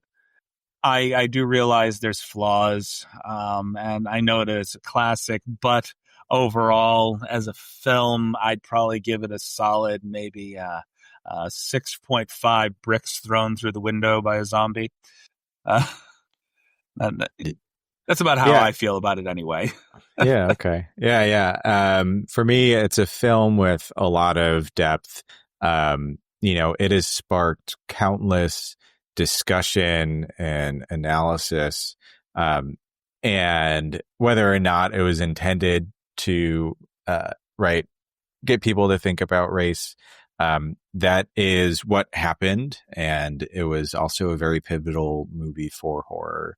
The movie itself is, to me, just fantastic. I had no problem watching it 2 or 3 times this week, and still picking up on new things. And so for me, it's a 9 little bugs that get eaten by a ghoul on the tree out of 10.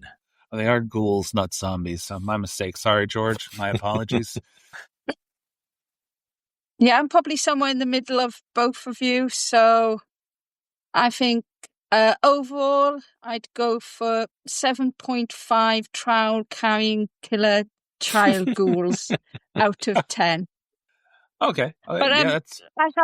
I have a random fact that you may be interested. It's kind of linked. Sure. So Bill Hertzman, who played what you were calling Patient Zero, or the Cemetery Ghoul as he's credited, right, did his own version of Night of the Living Dead in the 80s.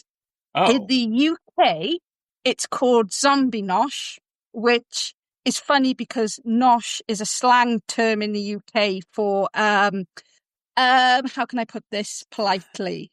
You don't have to be polite. Blowjobs. Don't need to. So blowjobs. Okay. But in the States, it's called flesh eater, or flesh eater, which of course then is a reference to the original film. Yeah. It is basically Night of the Living Dead, but with more tits and more gore. It even has the same ending, spoilers, which isn't as powerful because the main character is not black. Yeah. But when Tom Savini was doing his version in the 1990s, they offered a role to Bill Hertzman on the premise that he stopped making his own film, and he refused. Oh, wow. I'd refuse too. Why would you stop making your own film just to take a role in another film? That doesn't make sense. But, yeah, Didn't make sense to him either. As much as I like Tom Savini, I would definitely refuse. And no, I'm going to make the zombie blowjob film. Sorry. I'd like to point out that there aren't any actual zombie blowjobs in the film. It's a different film. I have a feeling that would be a less than happy ending right there. But there is one naked zombie in it who isn't as pretty as Linnea Quigley. Okay. We do have a naked ghoul in this. We have a couple. We have some, I want to say, implied nudity. You didn't really see a whole lot. She just sort of shambled past the screen a little bit. Yeah. The lighting kept most of it from being visible. So unless you're like a real freeze frame nut that wants to go, yep, I can kind of see it. I know. I feel like the guy walking around in his boxer shorts with his gut hanging out was a little bit more visible than she was. Unless there's some kind of nudity that I missed somewhere in the film. Like, was it just that moment? Did she manage to shamble into the party at the end? There was the one zombie that was just like naked. We had the shot from the back of her walking towards the from behind. farmhouse. Okay. I mean, you have to have that one proverbial corpse that got up from the coroner's slab and just walks out into oblivion. Yeah. Thankfully, nothing else was hanging out. I've seen that in a couple of films where you have the corpse that walks away from the coroner's table and then everything just spills out as they're walking along. It's like, I don't need any of this anymore. The whole digestive tract can go. Well, then where the heck does all the brains and the other stuff you're eating go? Why do you even need that if you don't need a digestive tract? So, questions for later. Zombie movies. Do zombies need to shit? I mean, it's got to go somewhere. Do they just keep eating until their stomach explodes and then it kind of pours out like some bad Warner Brothers cartoon? One other thought that I just want to get out there too is that even the zombie movies who are doing something different, right? Fast zombies or zombies who speak or whatever, right, is almost in opposition to the zombies that are presented here. And so while some do follow the tropes that are set up, I think others are trying to go against what was shown here. So in either case, very influential to zombie media. Well, I mean, that's even kind of an influence. Somebody looking at Romero and going, I want to make something that is completely different from this. Yep, You're still using it as an influence. It's, I'm stepping on your point completely. Yeah, no, that's exactly what I'm saying, right? Is the defiance there is still in credit to this film. Are there any other final thoughts, tidbits, anything else that you can I know you research pretty hard sometimes. I always do. No, the last stupid thing that I love is just at the 3 a.m. broadcast, the sheriff, I think McClellan or whatever, has this line that cracks me up. He's like, yeah, they're dead. They're all messed up. Love that. There was one thing I think we didn't bring up. And I'm trying to remember the gentleman's name. The broadcaster, the field reporter from the film. Chili Billy. Chili Billy. He was, I guess, sort of what Elvira was before Elvira became Elvira. He was the guy that did like the midday monster movies. He was a horror movie presenter, and he is actually the father of the woman that plays the lead character in Day of the Dead. Yeah. So this is Bill Cardille. Yes. Yep. That's the name. Yeah. That's his name. You can tell we have been talking about this for 2 hours. We have a lot to say. Our brains are... my brain is like getting into... I have a 9 to 5 job. I'm about to slip into like about an hour and a half after this. And it's just kind of getting that breathing in before I got to go. But yeah, like I guess a lot of people accused George Romero of a little bit of, I don't want to say nepotism, but accused him of hiring her based off of her connection with Billy. And it had actually nothing to do with it. I guess he didn't realize that she was the daughter of the gentleman from the original film until after he hired her. So I did give you a little bit of plug when you dropped off the last time, Miss Bev, but would you like to give a quick shout out and then some information about your book before we head out? Yep, so it's the A to Z of the So Bad They're Good, The Bad and the Ugly horror films, and it's available at Amazon wherever you are based. Yes, it is. I should know that's where I got mine. Yeah. And that is where I purchased a couple of copies and sent them off to other people. Beverly Price, look it up, read the book. Oh yeah, our friends over at the Strange and Beautiful Book Club podcast, who I believe may join us for the next film we'll be talking about with you, Miss Bev. Okay. Cool. We will be inviting Bev back to talk about a film that she recommended to me, Muscle Bodybuilder in Hell. As soon as we're able to, because time is a thing, and we have to figure out how to set that all up. Especially with the time zone difference as well. Oh, yeah, right. Because this is like early afternoon for you. And it's like, I'm just, I started this while I was getting my morning ready. Yeah. So. Yeah. It's nearly tea time for me. Yeah. So, and I'm still working on a log off of my own. But on behalf of myself, Christian and Bev here, thank you for joining us. You can find us on YouTube, Spotify, and pretty much anywhere where you listen to podcasts, and in some case now where you watch podcasts. I don't think I've figured out how to upload this crap to Spotify yet, and I do apologize for referring to this as crap. And Love it. as our good friend Miss Honeybee is usually pretty fond of saying, drink some water, you thirsty bitches.